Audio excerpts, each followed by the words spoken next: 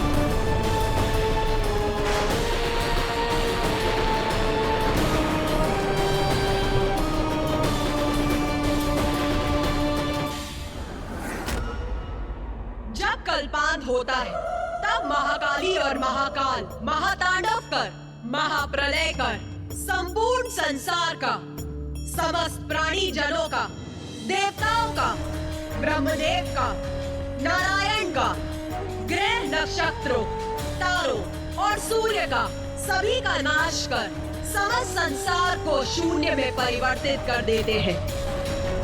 और उसके बाद मैं पुनः एक नवीन संसार की रचना करती हूँ और फिर मैं अपनी महाविद्या रूप धारण कर पुनः संसार के पालन में जुट जाती हूँ।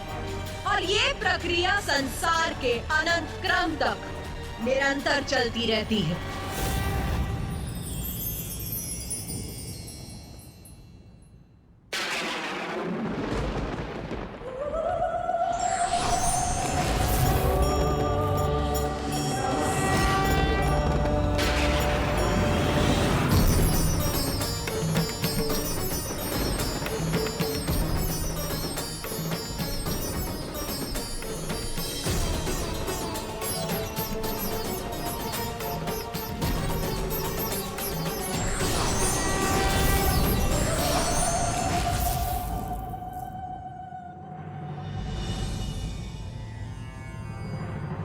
माता, आपकी ही अनोखी लीला आपकी ही श्रीमुख से सुनकर हम कृतार्थ हुए। आपने अपनी 10 महाविद्या स्वरूपों का वर्णन किया और मैंने आपसे अनेक प्रश्न पूछे। उसके लिए मुझे क्षमा कीजिए माता। किंतु जो भी आपकी लीला का साक्षी बना वो धन्य हुआ माता। और अब ऋषि मार्कंडे आपके स्वरूपों की महिमा विस्तार से लिखेंगे। जब माँ में परिवर्तन आने लगा तब मैं बहुत चिंतित हुआ था।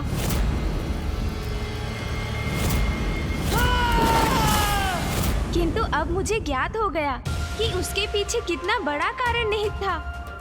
इसलिए अब मैं शांत हूँ माता।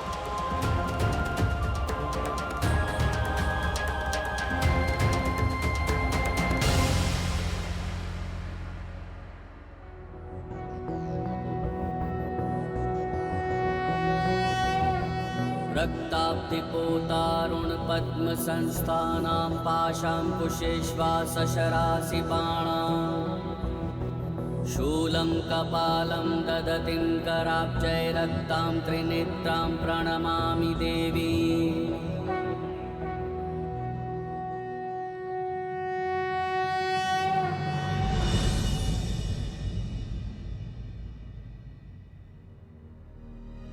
किंतु माता, एक प्रश्न तो अभी भी शेष है। आपने अपने प्रथम रूप में माता मातंगी का ही स्वरूप क्यों चुना, जिसके परिणाम स्वरूप हम यहाँ तक पहुँचे? गणेश, मेरा कथन अभी समाप्त कहाँ हुआ है? मेरे मातंगी स्वरूप के तो अभी और भी दायित्व शेष है। तो माता, कृपा कर हमें वो दायित्व भी बताइए। हाँ माता। गणेश, प्रत्येक लीला का, प्रत्येक घटना का उचित समय होता है। तुम मेरे विभिन्न स्वरूपों और उसकी लीलाओं के बारे में जान रहे हो, क्योंकि तुम्हारे लिए ये उचित समय है।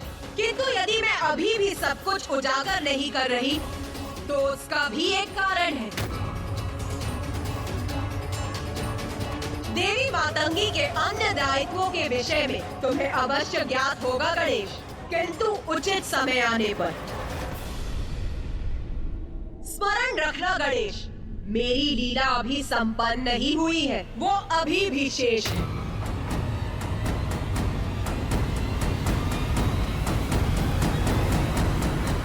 माता, आपके श्री मुख से दिव्य, रोचक और मनमोहक लीलाओं के वर्णन का श्रवण तो हमारा परम सौभाग्य है।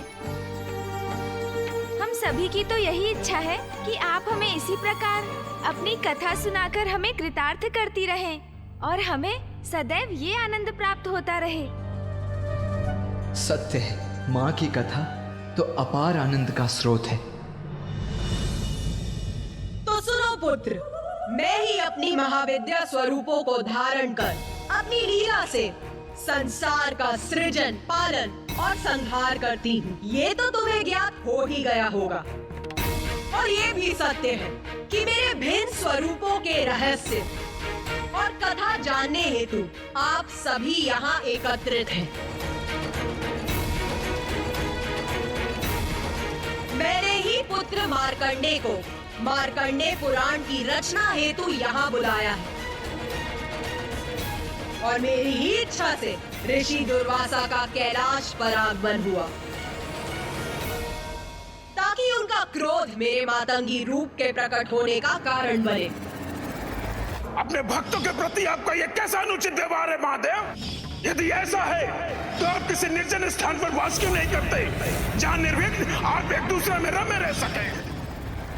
माता, मैंने अपने क्रोध के अतिरेक में आपको और महादेव कितने कठोर वचन कह डाले, जिसकी ग्लानि मुझे सदैव रहेगी। माता, मैं आपसे पुनः क्षमा मांगता हूँ। हमें क्षमा कर दीजिए माता, क्षमा कर दीजिए।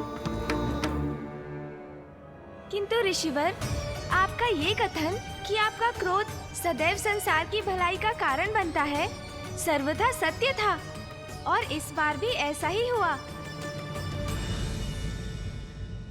ऋषि दुर्वासा, आपका कार्य अब यहाँ संपन्न हुआ। अब आप अपने आश्रम प्रस्थान कर वहाँ तप और ध्यान कीजिए। जो आज्ञा माता।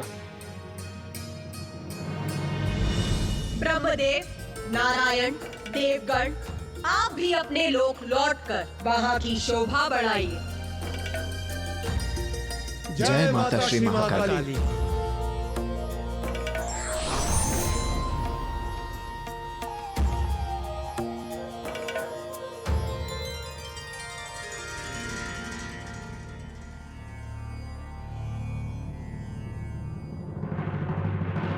गणेश, मुझे ज्ञात है तुम्हारे हृदय में अभी भी प्रश्न शेष है। अपने प्रश्न पूछो पुत्र। माता, आपने समस्त देवताओं को उनके लोक भेज दिया।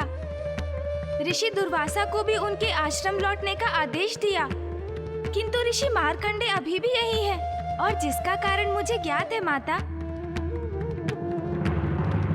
तो कहो, क्या है तुम्हारे अनुसार उनके यहाँ होने का कारण? माता, मार्कंडे पुराण की रचना के लिए तो उन्हें आपकी संपूर्ण लीला ज्ञात करनी होगी ना? तो अभी आपका ये रहस्य उजागर करना तो शेष ही है कि आपने सर्वप्रथम देवी मातंगी रूप क्यों धारण किया। गणेश जी का कथन सर्वथा उचित है। मुझमें माता की लीला के इस रहस्य को लेकर जिज्ञासा अभी भी शेष है। आपने अभी तक हमें ये भी नहीं बताया कि आपको देवी मातंगी और पिताश्री को मातंग रूप क्यों धारण करना पड़ा, और फिर देवी मातंगी से माँ कौशिकी और स्वयं आप श्री महाकाली का आविर्भाव भी तो हुआ। हाँ माता, अवश्य इसके पीछे भी कोई ना कोई बड़ा कारण होगा, क्योंकि आपकी प्रत्येक लीला के पीछे कोई ना कोई महान उद्देश्य अवश्य होता है। पुत्र गणेश, पुत्र कार्तिकेय, तुम दोनों के प्रश्न तो अनंत हैं।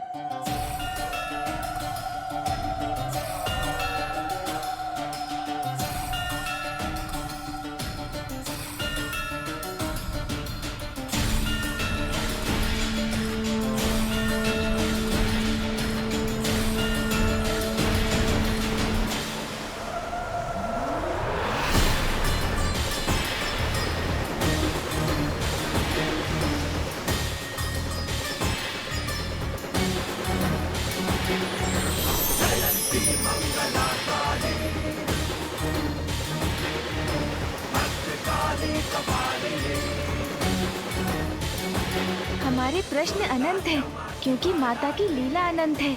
अद्भुत है माता का ये दिव्य जल सिंहासन।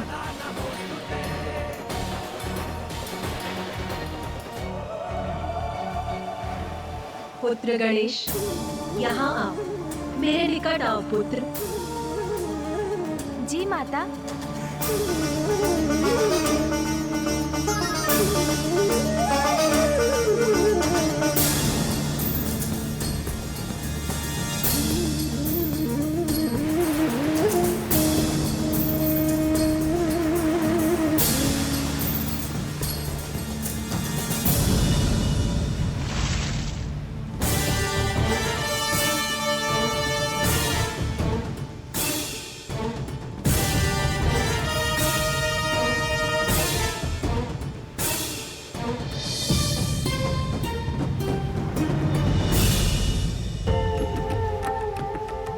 माँ की अनंत कृपा से संतान सदा कृतार्थ होती है। धन्य है श्री महाकाली, धन्य है माता। पुत्र, माँ,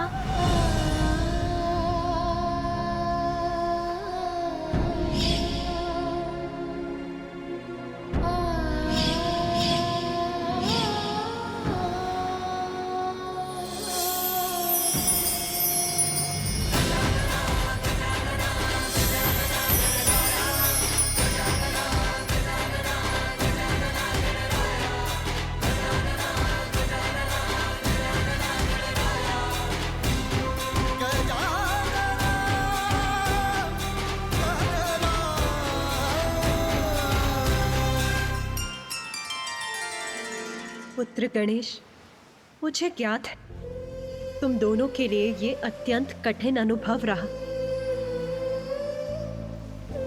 किंतु अपने पुत्रों से दूर रहना तो मेरे लिए भी कष्टप्रद है।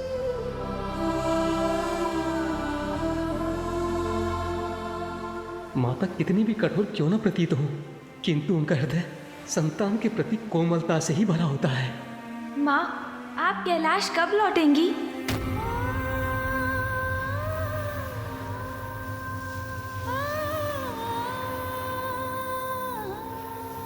पुत्र गणेश, मैं तुम्हें तुम्हारे इस प्रश्न का उत्तर ज्ञात करने की शक्ति प्रदान करती हूँ।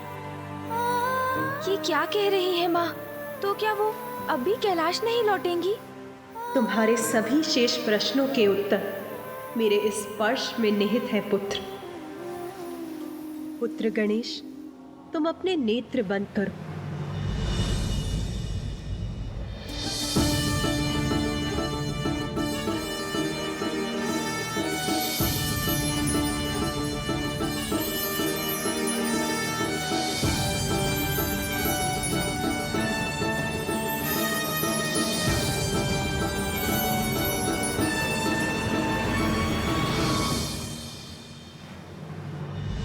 पुत्र गणेश, अब आगे की संपूर्ण कथा तुम स्वयं कहोगे पुत्र।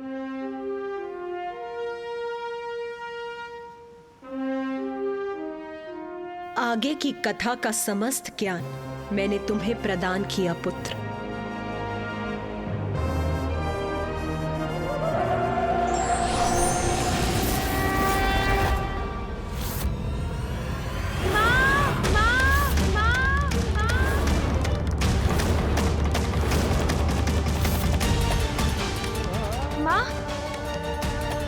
माता अभी तो यहीं थी। माता! भैया, माँ क्यों चली गई और कहाँ चली गई? माँ के इस प्रकार लुप्त होने के पीछे क्या उद्देश्य है भैया?